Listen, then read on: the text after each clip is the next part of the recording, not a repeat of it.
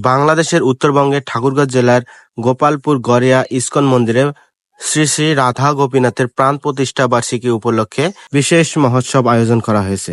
সুপ্রিয় ভক্তবৃন্দ, আপনারা এই ভিডিওতে দর্শন করবেন শ্রী শ্রী রাধা গোপীনাথের এবং গৌর নিতাইয়ের মহা অভিষেক দর্শন।